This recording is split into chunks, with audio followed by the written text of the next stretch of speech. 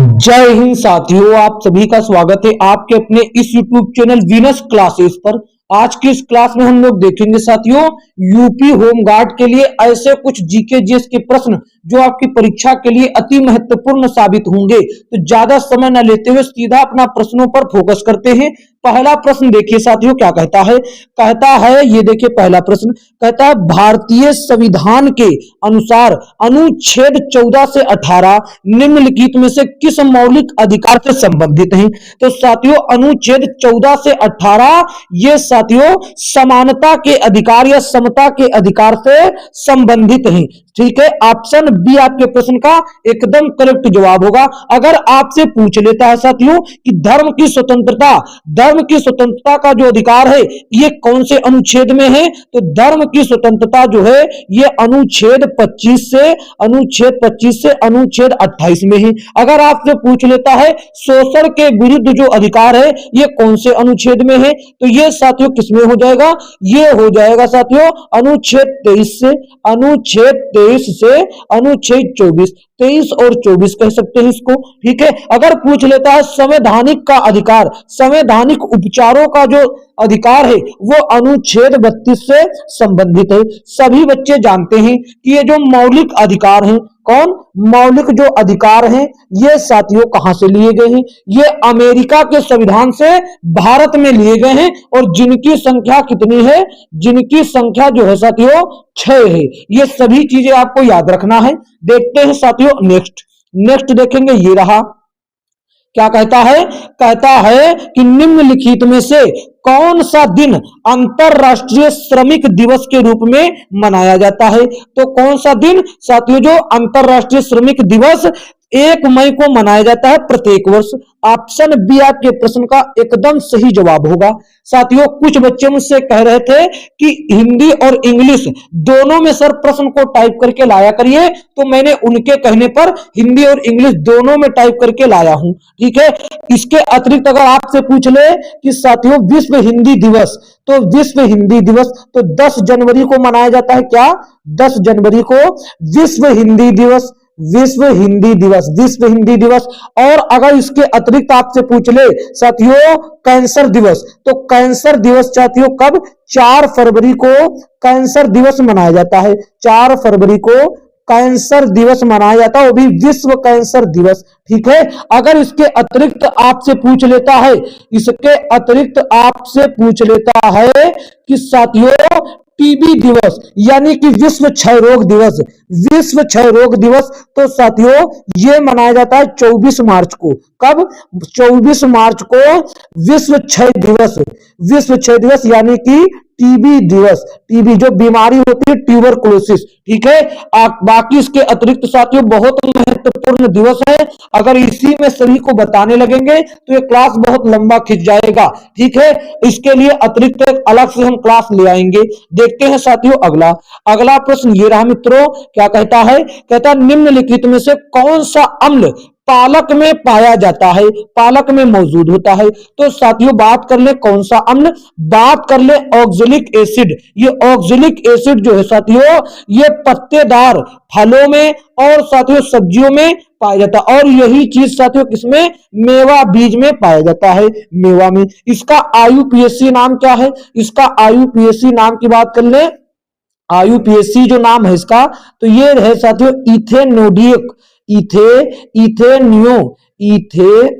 यहां पर देखिए इथेनेडी, यहां पर नेडी लिखना है बच्चों, ये सॉरी यहां पर इथेनेडिओइक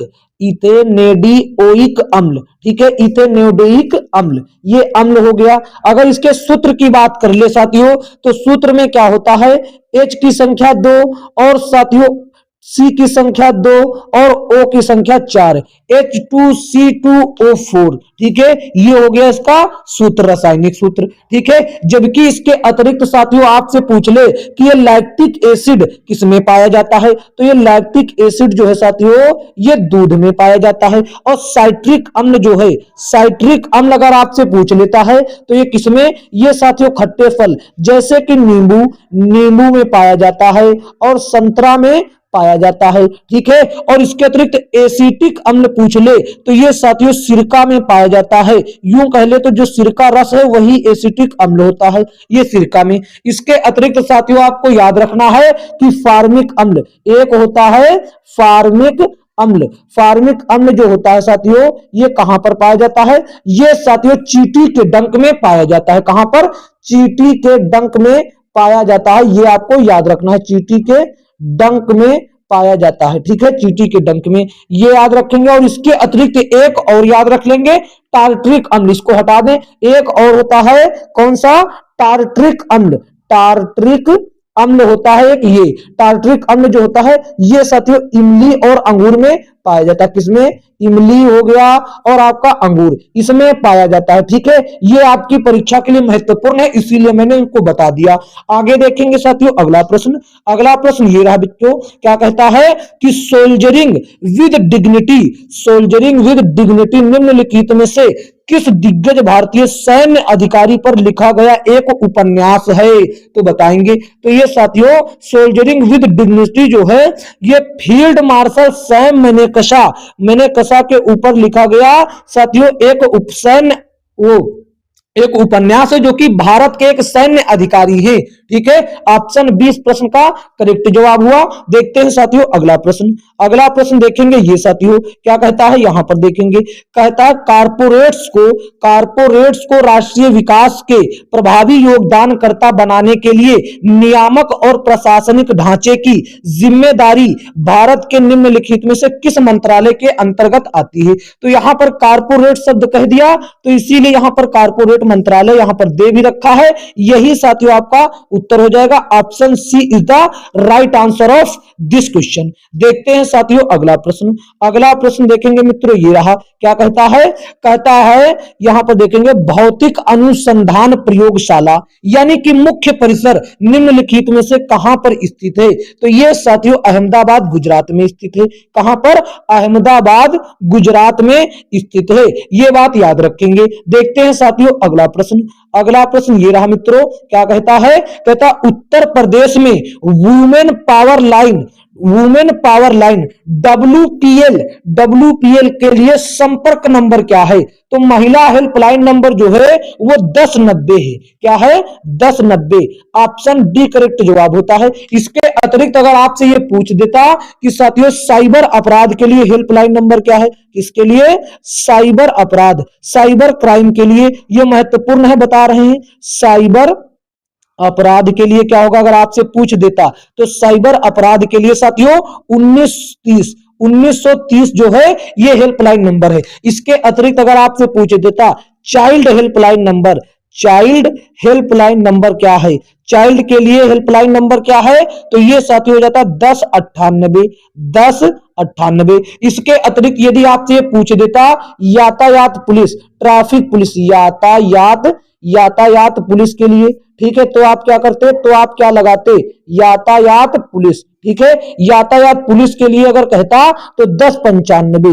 ये साथियों जो मैंने बताया आप इन पर साथियों फोकस जरूर करिएगा एक बार। देखते हैं साथियों अगला प्रश्न। अगला प्रश्न ये रहा मित्रों, देखिए ये क्या कहता है मामल्लपुरम उत्सव निम्नलिखित में से किस राज्य का एक त्योहार है। मामल्लपुरम जो उत्सव है ये किस राज्य का है साथियों, ये तमिलनाडु का एक प्रसिद्ध त्योहार। तो ऑप्शन बी आपके प्रश्न का एकदम करेक्ट जवाब हुआ। इसके अतिरिक्त अगर बात कर लें गुजरात में साथियों जो है, गुजरात में इसका तो सही जवाब बी हो गया, ठीक है। गुजरात में साथियों क्या क्या मनाया जाता है, देखिए एक डांडिया नृत्य जो है, एक गुजरात डांडिया, ये साथियों गुजरात में बहुत फेमस है। डांडिया हो गया और साथियों गरबा हो गया, ये लोक नृत्य की श्रेणी में भी आते हैं, ठीक है।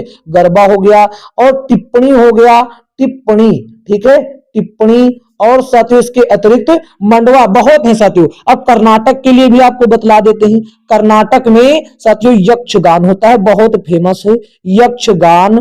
और इसके अतिरिक्त साथियों वीर गसे एक होता है, वो भी बहुत फेमस है, वीर गसे, ठीक है, ये हो गया वीर गसे, ये भी बहुत फेमस है। इसके अतिरिक्त साथियों आपको क्या बताना है, और साथियों यहां पर हुली बेसा भी एक बहुत फेमस है, हुली वेशा, ठीक है। ये बाकी हैं तो बहुत, ये कुछ जो महत्वपूर्ण है वही बताने की हम कोशिश करते हैं। ओडिशा में भी बहुत है। यहाँ पर साथियों छऊ यहाँ पर भी मनाया जाता है, छऊ हो गया। और साथियों चैती धोड़ा हो गया, चैती धोड़ा हो गया। और नौकालेवर, नौकालेवर एक उत्सव है, यहीं पर मनाया जाता है। नौकालेवर, नौकालेवर उत्सव यहीं पर मनाया जाता है, ठीक है। तो याद रखेंगे, इसका सही जवाब ऑप्शन बी हुआ। देखते हैं साथियों अगला प्रश्न। अगला प्रश्न ये रहा मित्रों, क्या कहता है कि निम्नलिखित में से कौन सा व्यय, कौन सा जो खर्चा है वो केंद्र सरकार की भौतिक या वित्तीय संपत्तियों के निर्माण के अलावा, संपत्तियों के निर्माण के अलावा अन्य उद्देश्यों के लिए किया जाता है। तो कौन सा खर्चा है भैया? ये खर्चा है राजस्व, राजस्व खर्चा, जो राजस्व व्यय है ये साथियों अन्य उद्देश्यों के लिए किया जाता है, केंद्र सरकार की संपत्तियों के निर्माण के अलावा, ठीक है। Option B is the right answer. देखते हैं साथियों अगला प्रश्न। अगला प्रश्न ये रहा मित्रों, यहां पर देखेंगे, कहता है प्राचीन जैन और बौद्ध ग्रंथों के अनुसार कितने कितने महाजनपद थे? तो ये साथियों कितने, सभी जानते हैं 16 महाजनपद थे। किसके? 16, कितने? 16। और ये किसके अनुसार है साथियों? बौद्ध ग्रंथ के अंगुत्तर निकाय, यहां पर बौद्ध ग्रंथ के अंगुत्तर निकाय और जैन धर्म के भगवती सूत्र के अनुसार। और अगर आपसे पूछ ले कि भैया इस 16 में से उत्तर प्रदेश में कितने स्थित हैं, तो यूपी में कितने हैं भैया? यूपी में 8 हो जाते हैं, ठीक है। यूपी में 8 हो जाते हैं, ये बहुत महत्वपूर्ण है। देखते हैं साथियों अगला प्रश्न। अगला प्रश्न ये रहा मित्रों, क्या कहता है, यहां पर देखिए, निम्नलिखित में से कौन उत्तर प्रदेश के जिलों में सर्वोच्च रैंक वाले पुलिस अधिकारी, यानी कि कमिश्नर के अलावा पुलिस अधिकारी, जिला के स्तर पर पूछ रहा है। यहां पर देखिए साथियों, किसके स्तर पर? जिला स्तर पर पूछ रहा है, सर्वोच्च रैंक वाले पुलिस अधिकारी, तो जिला स्तर पर पूछा है, इसीलिए सुपरिटेंडेंट ऑफ पुलिस यानी कि एसपी, एसपी साहब हो जाएंगे जिला के हिसाब से सर्वोच्च रैंक वाले अधिकारी। अगर आपसे पूछता कि राज्य स्तर पर, राज्य स्तर के हिसाब से पूछता, राज्य स्तर पर पूछता, तो आप क्या बताते? तो आप साथियों इसका उत्तर जो है डीजीपी लगाते। क्या लगाते? डीजीपी, डीजीपी यानी कि पुलिस महानिदेशक, ठीक है, पुलिस महानिदेशक। अगर राज्य स्तर पर पूछता तो सर्वोच्च रैंक वाला अधिकारी ये होता, जिला स्तर पर सुपरिटेंडेंट ऑफ पुलिस यानी कि एसपी साहब। देखते हैं आगे। अगला प्रश्न ये रहा, यहां पर देखिए, कहता निम्नलिखित में से कौन सी फाइल, कौन सी फसल खरीफ की फसल नहीं है? खरीफ की फसल नहीं, तो गेहूं भैया पूरी दुनिया में फेमस, पूरे भारत में फेमस है कि साथियों ये कौन सी है? ये रबी की फसल है। ये क्या है? ये रबी की। जब ये रबी की तो खरीफ की कैसे हो सकती? इसीलिए ये हमारा उत्तर हो गया। आपको हम बता दें कि खरीफ की फसलों के अंतर्गत क्या क्या आता है। खरीफ की फसलों के अंतर्गत साथियों चावल आता है। क्या आता है? चावल आता है, ज्वार आता है, और साथियों बाजरा आता है, बाजरा, ठीक है। और इसके अतिरिक्त मक्का, मक्का, और इसके अतिरिक्त कपास, कपास, और इसके अतिरिक्त साथियों मूंगफली, मूंगफली, मूंगफली, ठीक है, मूंगफली। और साथियों जूट हो गया, जूट हो गया, और गन्ना भी आता है इसी के अंतर्गत, ठीक है। इससे प्रश्न बनते हैं प्रत्येक एग्जाम में। और एक बहुत फेमस हल्दी, हल्दी को जरूर याद रखेंगे, ये भी खरीफ की फसल के अंतर्गत आती। जबकि रबी के अंतर्गत, रबी के अंतर्गत आप जानते हैं गेहूं, आलू, मटर, चना, सरसों, जो जाड़े में होती है, जो इस समय पर्याप्त चलता है माल भारी मात्रा में, वही हो जाता है रबी की फसल। देखते हैं आगे। आगे साथियों ये रहा, कहता है कि निम्नलिखित में से कौन सा बंदरगाह भारत का सबसे बड़ा कंटेनर बंदरगाह है? सबसे बड़ा कंटेनर बंदरगाह तो कौन हो जाता है भैया? ये जवाहरलाल नेहरू बंदरगाह, जवाहरलाल नेहरू बंदरगाह। और ये साथियों महाराष्ट्र के, महाराष्ट्र के नवी मुंबई के साथियों पूर्वी तट पर, पूर्वी तट पर स्थित है। याद रखेंगे, option D is the right answer of this question. देखते हैं साथियों अगला प्रश्न। अगला प्रश्न ये रहा मित्रों, यहां पर देखिए क्या कहता है, निम्नलिखित में से किस घटना के कारण मोहनदास करमचंद गांधी जी ने 1922 में असहयोग आंदोलन को स्थगित कर दिया था। तो गोरखपुर में साथियों एक चौरी चौरा घटना हो गई थी जिसमें बहुत साथियों हड़कंप मच गया था। इसको देखते हुए गांधी जी ने साथियों असहयोग आंदोलन को वापस ले लिया था। ठीक है, और ये गोरखपुर में चौरी चौरा नामक स्थल स्थित है। ठीक है, और ये कांड कब हुआ था, अगर डेट के समय साथ पूछे तो 5 फरवरी 1922 को, 1922 को। ठीक है, देखते हैं साथियों अगला प्रश्न। अगला प्रश्न ये रहा, यहां पर देखिए क्या कहता है कि प्रसिद्ध यूनेस्को स्थल बोर्डो, बोर्डो जिसको port of moon, port of moon का मतलब क्या हुआ, चंद्रमा का बंदरगाह, चंद्रमा का बंदरगाह। ठीक है, चंद्रमा का बंदरगाह। ठीक है, ये भी याद रखेंगे, महत्वपूर्ण है, जिसका मतलब हुआ पोर्ट ऑफ मून का चंद्रमा का बंदरगाह निम्नलिखित में से किस देश में स्थित है, किस देश में स्थित है, तो ये फ्रांस में स्थित है साथियों। कहां पर, फ्रांस में स्थित है। और ये साथियों विश्व में पूरा प्रसिद्ध है शराब उत्पादन के लिए, विश्व में पूरी दुनिया में प्रसिद्ध है शराब उत्पादन की राजधानी के रूप में, और इसको यूनेस्को स्थल घोषित कर दिया गया है। ठीक है, ऑप्शन सी करेक्ट जवाब हो जाता है। देखते हैं साथियों अगला प्रश्न।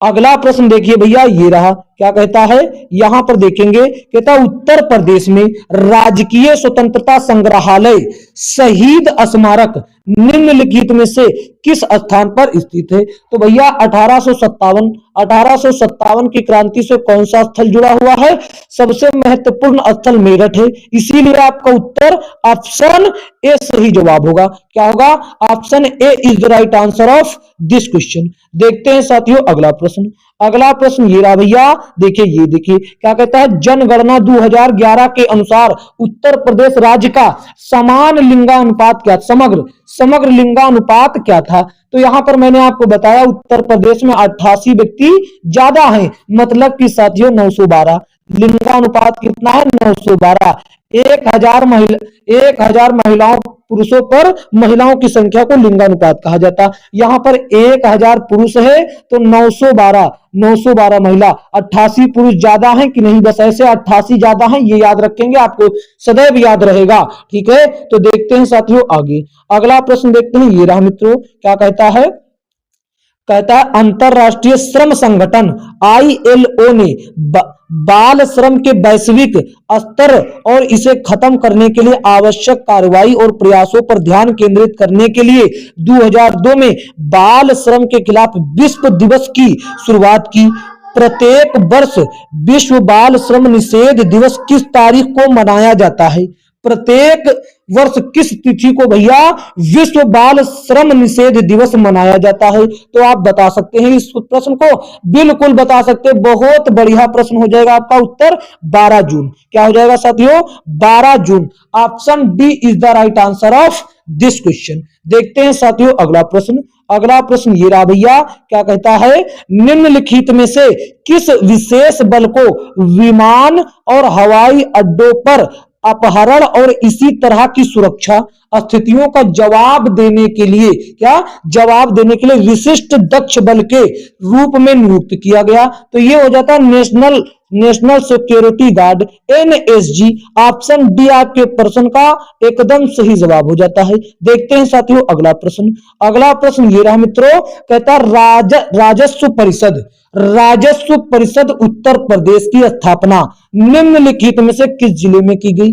राजस्व परिषद की बात करता है तो इसकी स्थापना आपके साथियों शिक्षा केंद्र इलाहाबाद प्रयागराज में की गई। उत्तर प्रदेश का शिक्षा केंद्र इलाहाबाद, ऑप्शन ए करेक्ट जवाब हो जाता है। देखते हैं अगला प्रश्न। अगला प्रश्न ये रहा मित्रों, यहां पर देखेंगे प्रश्न संख्या 21। क्या कहता है, रूस और यूक्रेन संघर्ष क्षेत्र से भारतीय नागरिकों को निकालने के लिए भारत द्वारा शुरू किए गए ऑपरेशन का नाम निम्नलिखित में से कौन सा। सभी लोग जानते जब ये चल रहा था तो ऑपरेशन गंगा के थ्रू साथियों वहां पर फंसे भारतीय लोगों को निकाला गया था। तो ऑप्शन क्या हो जाएगा, ऑप्शन बी आपके प्रश्न का एकदम करेक्ट जवाब हो जाएगा। देखते हैं साथियों अगला प्रश्न।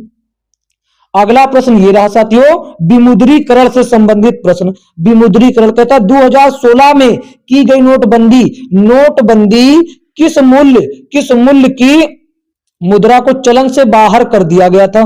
तो भैया कौन सी, 1000 और 500 रुपया के नोट को, मुद्रा को चलन से बाहर कर दिया गया था। कब? 2016 में। इसके पहले साथियों, अभी इसके बाद 2000 की नोट चालू हुई थी, वो भी बंद हो गई। ठीक है, आपसे पूछ ले कि इससे पहले भी साथियों क्या नोटबंदी हुई? बिल्कुल हुई। एक बार 1946 में हुई थी और एक बार 1978 में हुई थी, 2016 के पहले। ठीक है, ये 2 बार पहले हो चुकी थी। अगर आपसे पूछ ले कि 2078 और 2046 में साथियों किसके समय हुई थी, तो आप बता पाएंगे? तो जल्दी जल्दी कमेंट करके बताएं, देखते हैं कौन बताता है। जब तक कि अगला प्रश्न देखते हैं। ये रहा, क्या कहता है कि उत्तर प्रदेश में साइबर अपराध का मुख्यालय कहां स्थित है? साइबर क्राइम का मुख्यालय, साइबर अपराध का मुख्यालय, तो ये उत्तर प्रदेश के लखनऊ में स्थित है। अगर आपसे पूछा जाए साइबर अपराध का हेल्पलाइन नंबर क्या है? हेल्पलाइन नंबर क्या है? हेल्पलाइन नंबर जो है साथियों वो क्या है? 1930 जो है इसका हेल्पलाइन नंबर है, ये याद रखेंगे। देखते हैं साथियों अगला प्रश्न। अगला प्रश्न ये रहा, क्या कहता है? जीएसटी का तात्पर्य क्या है? जीएसटी का मतलब साथियों गुड्स एंड सर्विस टैक्स। आपसे पूरा नाम पूछ रहा था, तो गुड्स एंड सर्विस टैक्स यानी कि वस्तु एवं सेवा कर। ठीक है, अगर आपसे पूछे कि साथियों जीएसटी को संविधान में कौन से संशोधन के थ्रू लागू किया गया, तो संविधान के 101वें संविधान संशोधन के थ्रू लागू किया गया था। संविधान के 101वें संविधान संशोधन के थ्रू लागू किया गया था। ठीक है, ये याद रखेंगे। और इसके अतिरिक्त ये याद रखेंगे कि अनुच्छेद, कौन से अनुच्छेद से जीएसटी संबंधित है, तो यह जिक्र है, तो अनुच्छेद 279 में जीएसटी का जिक्र है। और दुनिया का सबसे पहला जिसने जीएसटी को लागू किया वो कौन सा देश था? वो देश था फ्रांस, ये भी याद रखेंगे। और भारत में सबसे पहले कौन सा राज्य लागू किया? भारत में साथियों सबसे पहले असम देश ने साथियों इसे लागू किया था। ठीक है, सॉरी, असम राज्य ने इसे लागू, ये देश कहां है? तो राज्य है। ठीक है, असम राज्य ने इसको लागू किया था। ये साथियों संपूर्ण जानकारी आपको याद रखना है। देखते हैं आगे साथियों ये रहा, क्या कहता है? निम्नलिखित में से फिलीपींस की राजधानी क्या है? फिलीपींस की राजधानी क्या है ये आपको बतलाना। तो फिलीपींस की राजधानी साथियों मनीला हो जाती है। क्या? मनीला हो जाती है। ऑप्शन सी करेक्ट जवाब। जबकि साथियों ये क्या हो जाती है? बैकाक हो जाती है थाईलैंड की राजधानी। किसकी? थाईलैंड की राजधानी बैकाक है। और साथियों कुआलालंपुर मलेशिया की राजधानी है। कुआलालंपुर किसकी है? मलेशिया की राजधानी है। ठीक है, और जकार्ता किसकी है? कौन बता पाएगा? ये है इंडोनेशिया की। किसकी? इंडोनेशिया की राजधानी जकार्ता है। ये सभी चीज आपको याद रखना है, इससे जरूर प्रश्न पूछा जाएगा। ठीक है, और इसके अतिरिक्त इजराइल की जेरूसलम और लीबिया की त्रिपोली, फिनलैंड की हेलेंसिकी होती है। ये सभी चीज मैंने आपको बता रखा पहले भी। देखते हैं साथियों आगे साथियों ये रहा, क्या कहता है? भारत में राष्ट्रीय एकता दिवस किस तिथि को मनाया जाता है? किस तिथि को मनाया जाता है? तो ये साथियों प्रत्येक वर्ष भैया जो है 31 अक्टूबर को मनाया जाता है। ऑप्शन बी करेक्ट जवाब हुआ। क्या हुआ? Option B is the right answer. आगे साथियों देखिए, इसके अतिरिक्त आपसे पूछ ले कि 20 अक्टूबर मतलब कि विश्व सांख्यिकी दिवस, इसके जो महत्वपूर्ण है वो हम बता देते हैं। अक्टूबर महीने में देखिए 2 महत्वपूर्ण है। क्या है? अक्टूबर महीने में 20 अक्टूबर को सांख्यिकी दिवस, विश्व सांख्यिकी दिवस। ठीक है, क्या है? विश्व सांख्यिकी दिवस, विश्व सांख्यिकी दिवस। ठीक है, विश्व सांख्यिकी दिवस ये हो गया साथियों 20 अक्टूबर को। अगर पूछ लेता 24 अक्टूबर को तो साथियों क्या होता? 24 अक्टूबर को होता तो क्या हो जाता? तो संयुक्त राष्ट्र दिवस। ठीक है, संयुक्त राष्ट्र दिवस ये पूछा गया है इसीलिए मैं बता रहा हूं। ठीक है, संयुक्त राष्ट्र दिवस हो जाता, ये हो गया। और 10 दिसंबर को बहुत महत्वपूर्ण है, 10 दिसंबर को साथियों क्या हो जाता? मानवाधिकार दिवस। क्या हो जाता? मानवाधिकार दिवस। ठीक है, ये याद रखेंगे, मानवाधिकार दिवस।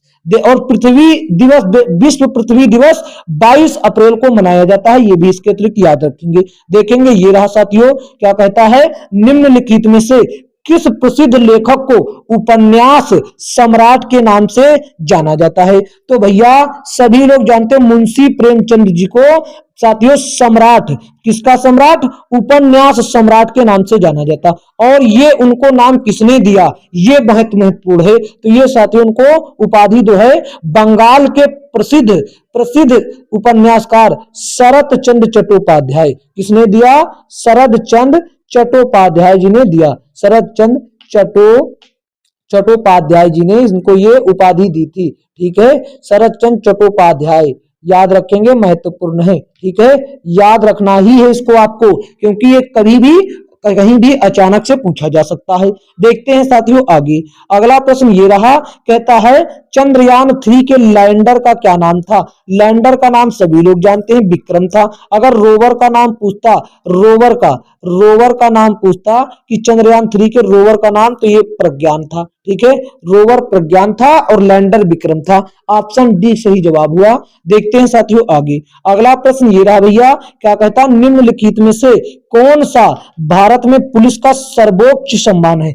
तो ये भारत में, पूरे भारत में पूछ रहा, पुलिस के लिए सर्वोच्च, तो राष्ट्रपति के द्वारा जो दिया जाता है राष्ट्रपति पुलिस वीरता पुरस्कार, ये पुलिस के लिए एक सर्वोच्च पुरस्कार होता है।